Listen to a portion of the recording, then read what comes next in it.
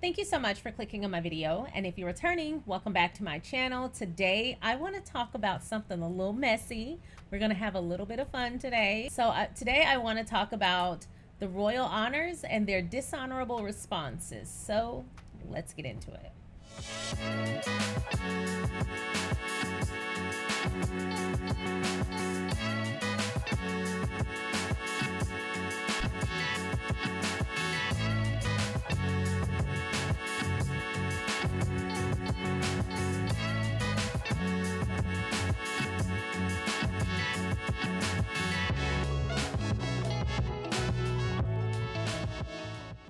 Once again, thank you so much for clicking on my video. If you have not already, feel free to go ahead and like this video, subscribe to my channel. Did I mention like the video? Subscribe to my channel. One more time for those in the back, like the video.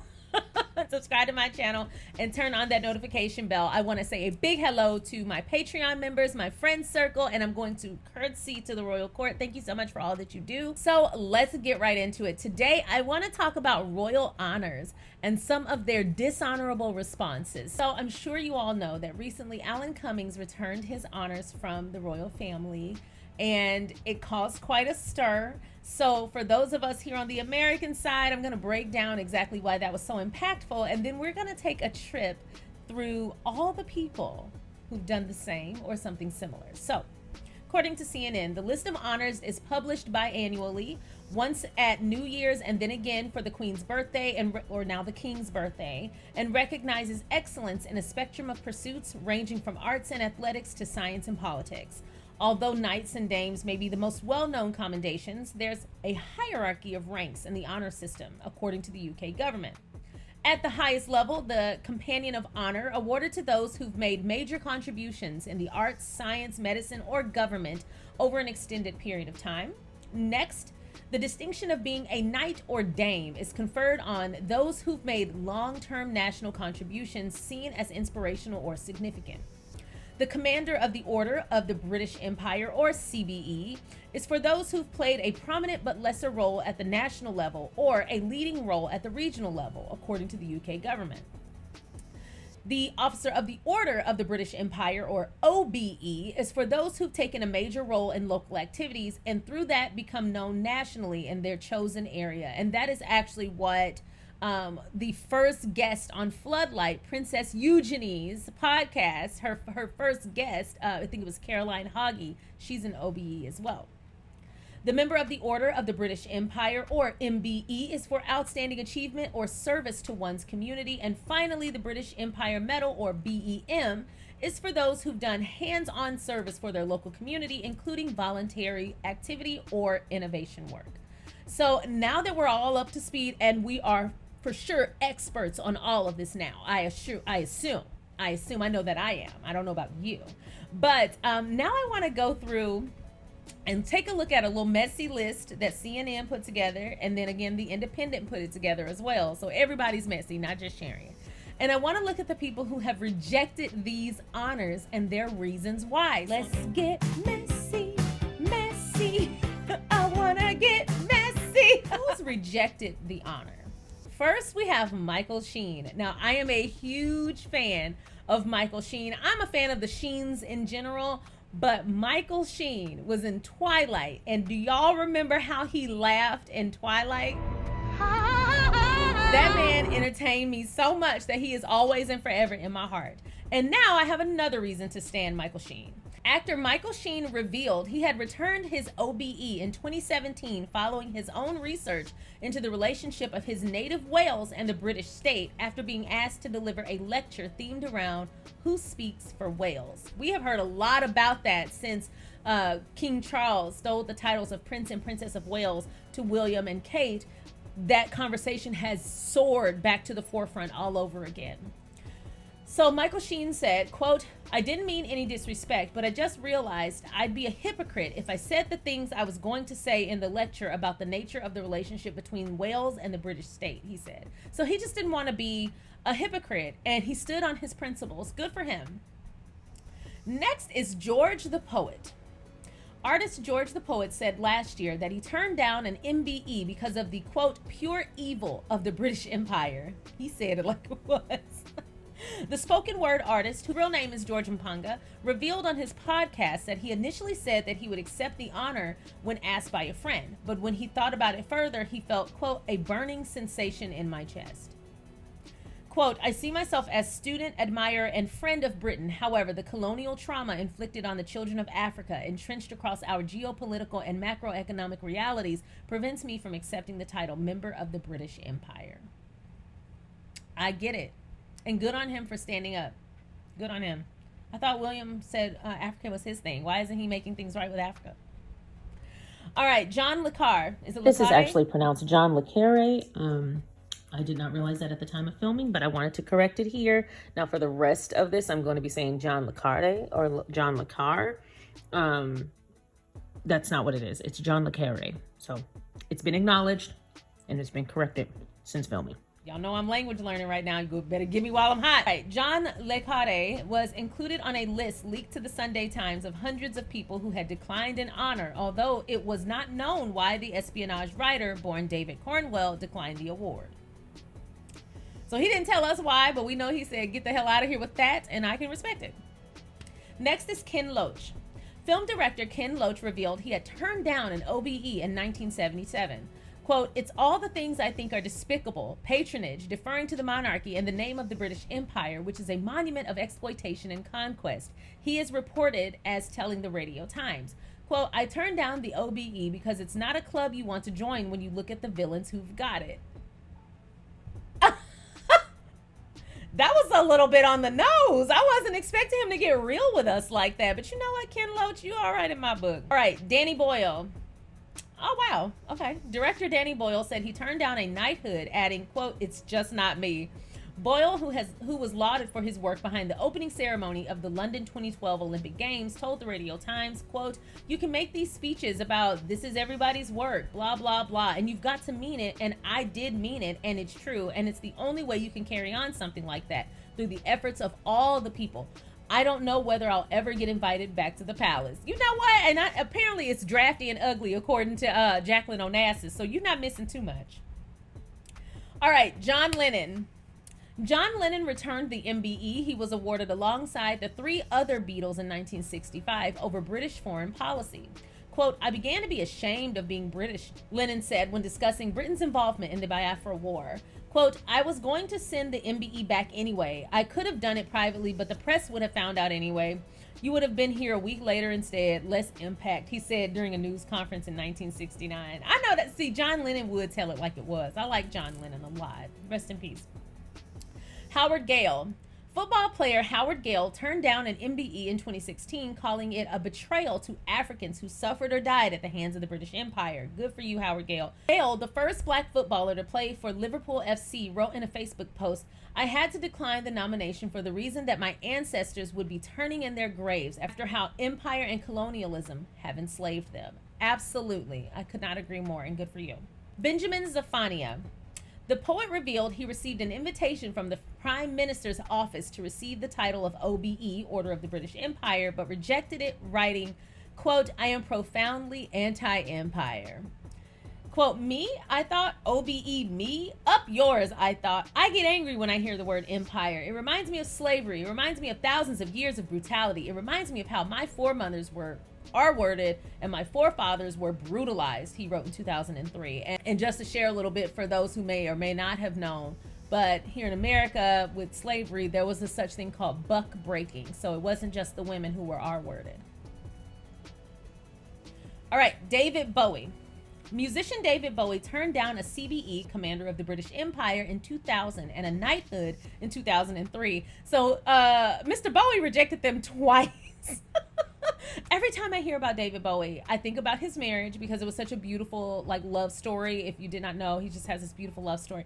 But then also RuPaul, like David Bowie was one of RuPaul's like inspirations and just icons. He was such a huge fan of David Bowie. When David Bowie passed away, he took it very hard. I listened to his podcast with Michelle Visage, and he said that in the early days of him like really coming into his own, he used to sign everything Bowie. Like Bowie was on all of his possessions, and I love that story. But David Bowie is an inspiration to a lot of people. But the fact that he turned down the monarchy's honors like twice, iconic. So he said, quote, "I would never have any intention of accepting anything like that. I seriously don't know what it's for. It's not what I spent my life working for," he said. All right, J.G. Ballard. Writer J.G. Ballard turned down a CBE, saying that the award, quote, "goes with the whole system of hereditary privilege and rank, which should be swept away." He told The Guardian in 2003, quote, "As a Republican, I can't accept an honor awarded by the monarch. There's all that bowing and scraping and mummery at the palace. It's the whole climate of deference to the monarch and everything else it represents. They just seem to perpetuate the image of Britain as too much pomp and not enough circumstance. It's a huge pantomime where tinsel takes the place of substance." I don't have anything to add. He read the shit out of them. They need to be careful with like extending these honors to writers, because they can so eloquently read the shit out of you. Writers and poets, you do not want to get on their bad side, honey. You will be stamped for the rest of history. Beautiful works of art will be constructed in your honor, and people will be dogging the shit out of you with these beautiful words. So Yasmin Alibai Brown, journalist and author Yasmin Alibai Brown, accepted and then returned to an MBE, writing that she was shamed by Zephania for acceptance of the award. Quote, "I was stupid once and allowed myself to accept an MBE, partly to please my mom, who was always afraid that my big mouth would get us deported from here, as we were from Uganda," she wrote in 2009.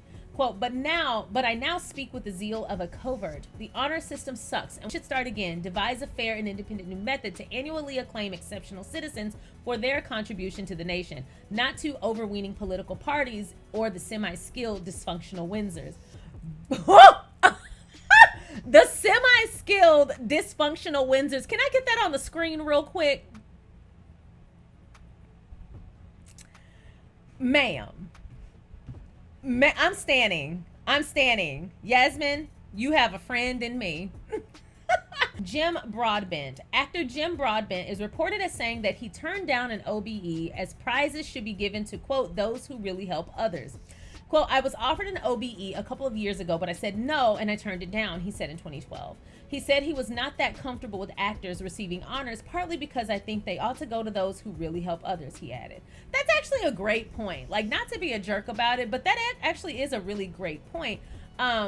Yes, actors entertain, and entertainment is a form of escapism. It's artwork. It helps, like, art is subjective, and it really can change your life. So I do think artists and actors and performance artists and all of those, I think they offer a great deal of substance to the community and to citizens and to the world at large. Definitely don't think rejecting the award because you don't feel like you're doing enough because you're an actor is really the right say. But I will say, if you don't feel like you are doing enough and you reject the award because you don't think you deserve it, that's on you. But I don't think it's because you're an actor. I think actors and performance artists and all of that, they offer us a great deal. So hi everybody, just cutting in here really quick just to let you know that my podcast Sweet Discernment is back. It's available on iTunes, Spotify, and Anchor. Don't forget to check it out. It is my podcast and I hope you enjoy. Now back to your regularly scheduled programming. Bye.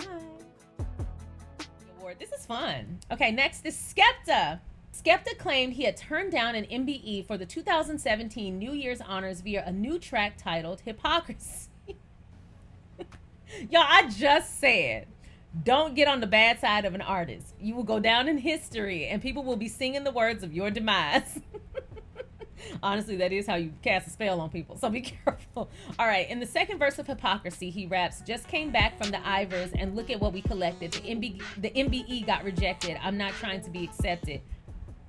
I know that's right. Y'all give me some applause for my little rap skills. Y'all heard it? I know you heard the flow. Okay, chicken, chicken, chicken. That was my headphones. That's my turntable, if you didn't know. Chicken, chicken, chicken. Alan Cumming. Of his decision to return his OBE, Cumming wrote, quote, "The Queen's death and the ensuing conversations about the role of the monarchy, and especially the way the British Empire profited at the expense and death of indigenous people across the world really opened my eyes. Also, thankfully, times and laws in the U.S. have changed, and the great good the award brought to the LGBTQ plus community back in 2009 is now less potent than the misgivings I have been associated with the toxicity of the empire. OBE stands for Officer of the British Empire, which we know. The 58-year-old concluded, "So I returned my award, explained my reasons, and reiterated my great gratitude for being given it in the first place. I'm now back to being plain old Alan Cumming again. Happy birthday to me." Well, you are always honorable in my book, Mr. Cumming. Paul Weller. Great glasses, Paul. The musician rejected a CBE in 2006. In a statement, a spokesperson for Weller simply said, quote, "Paul was surprised and flattered, but it wasn't really for him." Okay, stay true to yourself, Paul. All right, Francis Crick. The physicist who discovered DNA, along with James Watson, was offered a CBE in 1963, but declined 1 year after they were awarded the Nobel Prize in Medicine. He apparently believed the British monarchy to be, quote, "out of date," reported the Mail. So back in 1963, he was already calling the monarchy out of date, and it was. Alan Bennett. Playwright and author Alan Bennett turned down the offer of becoming a CBE in 1988 and then rejected a knighthood in 1996. He said the reason for doing so was because he did not believe that he could carry off being a knight. Quote, "I felt that in my case, it just wouldn't suit me, that's all. It would be like wearing a suit every day of your life." That's fair. Like, people have to do what works for them. I think it's important to recognize that people who have access don't get anything from the monarchy. They don't gain any kind of notoriety for being affiliated with them. Choose not to. I think that's saying something. Jon Snow, and not that Jon Snow. The Channel 4 news anchor who has a career spanning 40 years and reported on major events such as the fall of the Berlin Wall. My mom was there. And Nelson Mandela's release from prison turned down an OBE on the grounds of being a journalist. He said he believed journalists shouldn't take honors from the government, explaining, quote, "I tried to find out why I'd been given it and was unable to get a clear answer or indeed to find out who had proposed me," reports the New York Times. So Jon Snow says that the government should not award awards to journalists. And I get why he's saying that. So hear me out. Because journalists are here to report the news. They're here to report what's current, and they're here to give an objective view of what's going on in the world and in their location. If the government is awarding them, they might be inclined to report favorably on that entity. For the monarchy to try and befriend journalists, well, we see exactly what the results are of that. It's not a clear vision of what is actually going on, and they're able to wield the power of their affiliations over the public. What they did to Harry and Meghan, what they did to Princess Diana, those things aren't one-offs. That's a planned and carefully coordinated relationship that they built so that they could have power over the public. And it's actually really detrimental to the public, because if you don't get objective and clear information from your journalists and from your news broadcasters, everything is curated to fit the image that the monarchy and the government at large want you to have, you won't know the truth. And you might want to ask yourself, why do they want me sleeping through this? Why do they want to curate what image I have of them? Why wouldn't they want me to see who they really are? Because if you stand for something, you don't care about people seeing you transparently. So I do understand why he would have rejected that. Those aren't the reasons he gave, but in my mind, that's what I affiliated with. French and Saunders.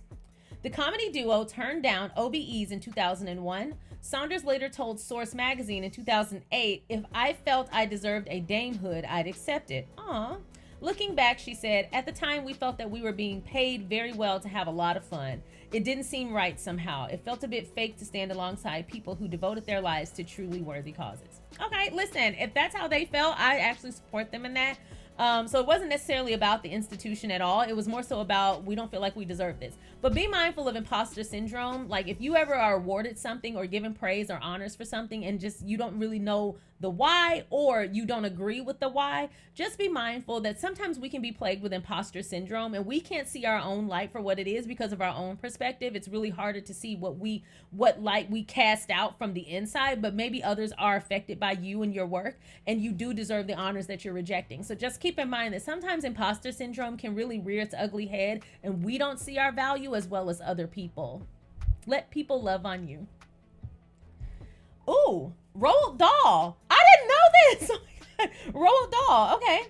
The beloved children's author behind Charlie and the Chocolate Factory, who died in 1990, reportedly refused a knighthood in 1986. His name was one of many revealed by the Telegraph after a Freedom of Information Act in 2012. So he was just like, no thanks, I'm writing children's books, I'm good over here.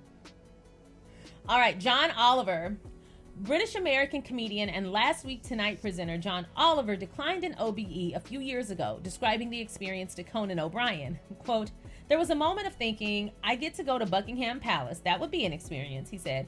Then what kicks in is, oh no, I don't want that at all. I don't want an Order of the British Empire. Why on earth would I want that? Then I looked up all the people who rejected it. I think the Beatles gave it back in the end. Awards for comedy are inherently silly, added Oliver.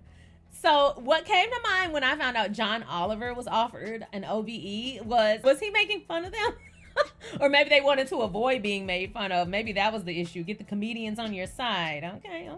I just got to work on the playwrights. Nigella Lawson, the TV chef, was another name who was revealed to have turned down an OBE in 2001. She explained, quote, "I'm not saving lives and I'm not doing anything other than something I absolutely love." Again, her choice. I support people's choice. I'm not going to sit here and say, you wrong, you should have accepted it. But what I will say, be mindful of not fully accepting or not fully understanding your own impact on others. You could have very well deserved it because of your work. You have no idea how you can affect someone. I'm trying to get out of the habit of rejecting compliments because people will compliment me and say nice things and I have a real hard time accepting it. And then I'm working through that because I'll be like, I'm just on here. Sometimes I'll say I'm just on here on a musty YouTube channel talking shit. But if it brings you any kind of positivity and you want to share that with me, I definitely don't want you to feel rejected. Like, Sharion ignored my compliment.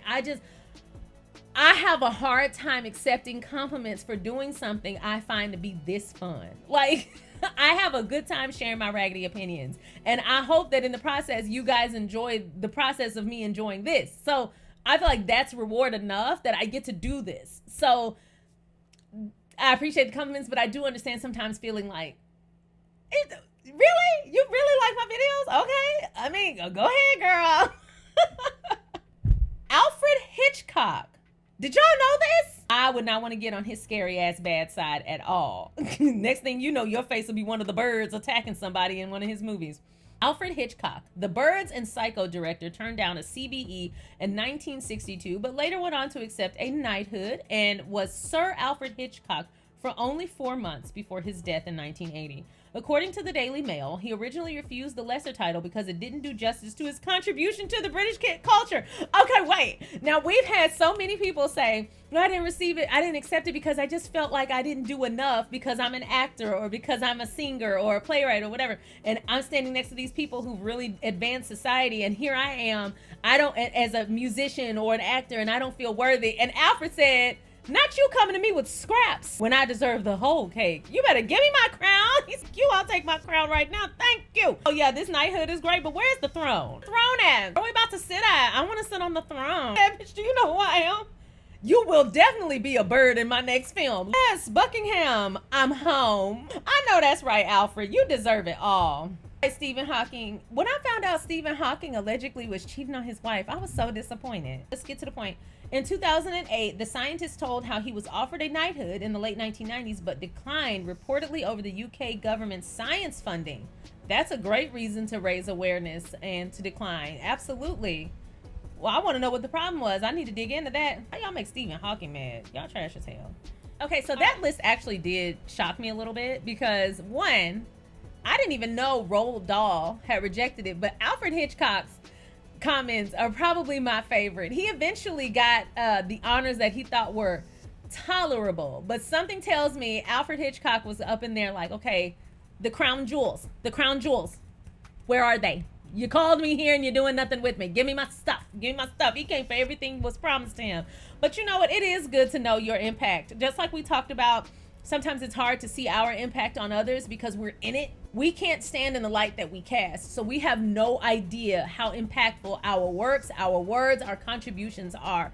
To us, it's a labor of love, but to others, it could literally be the difference between waking up today and having something to look forward to, or something that got me through a tough time. I remember watching this interview with Brandy, the singer, and she was talking about how she was walking into a building and a fan reached out to her and just burst into tears and was like, "You got me through depression. Your music got me through depression. Never Say Never really changed my life."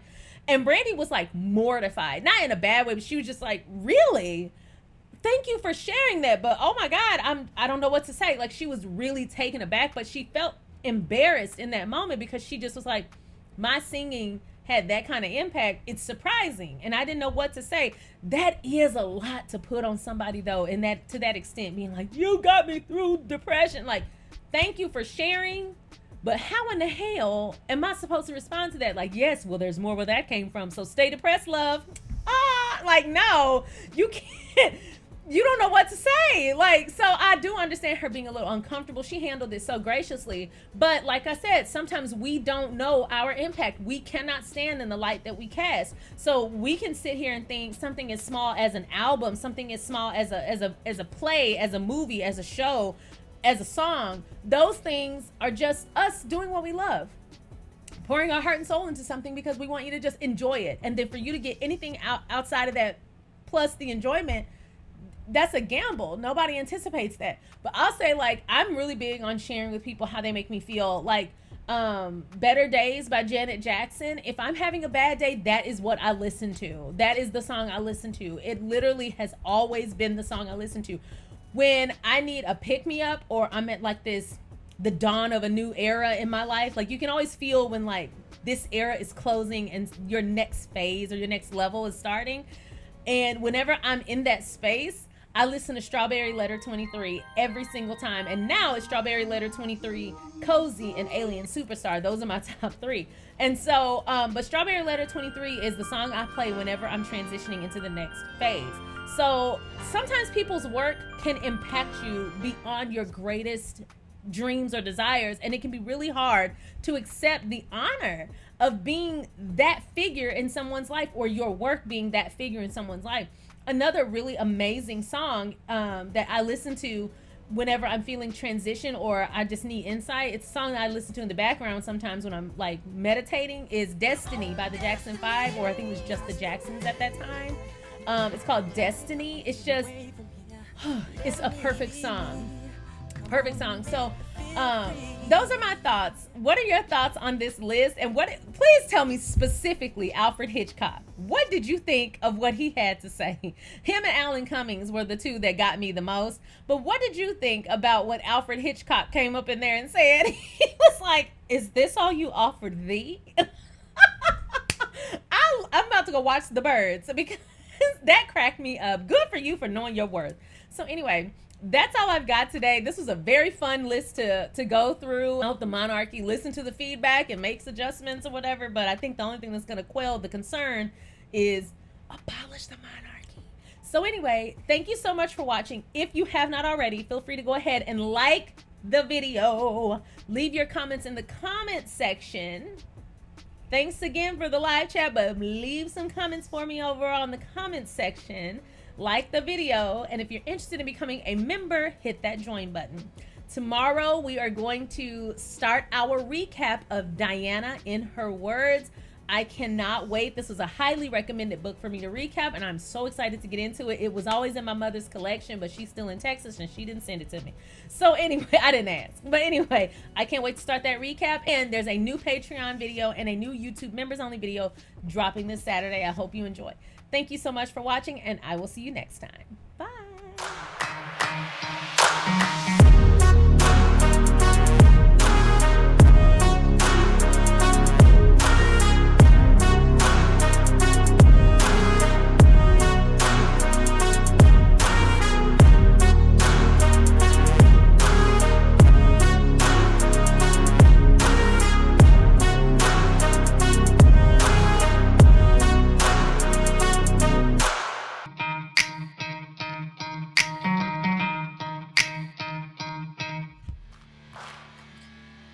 Just hopping in here, just to remind you, there are 2 new videos that went up this weekend. In case you missed it, ICYMI. If you have not seen it, feel free to check them out. On the YouTube member side, a video went up called Prince Harry Was Right, where we dissect an opinion piece that was published last week. And we talk about the comments that Prince Harry made in Spare, as well as in Harry and Meghan Netflix docuseries. And we talk about how those affected current events, as well as the validity of those claims. And then another video went up on Patreon, Harry and Meghan, and it's regarding the Harry and Meghan Netflix docuseries. Liz Garbus, the director, had comments about Buckingham Palace's attempted interference, as well as the attempt to discredit those claims. So feel free to check out those 2 videos, and I will see you on the flip side.